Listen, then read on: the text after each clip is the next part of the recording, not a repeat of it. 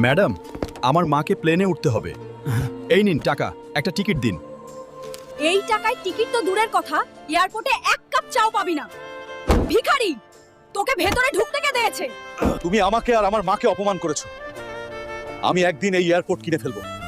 আমি তো বলে দিলাম, কিন্তু টাকা আসবে কোথা থেকে রে? কি 100 কোটি টাকা? লেও পাহলওয়ানকে হারাতে পারলে আমি লড়বো।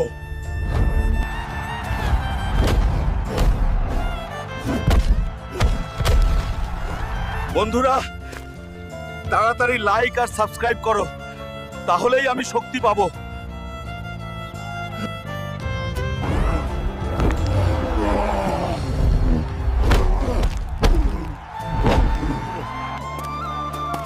হালকু জিতে নিল 100 কোটি টাকা।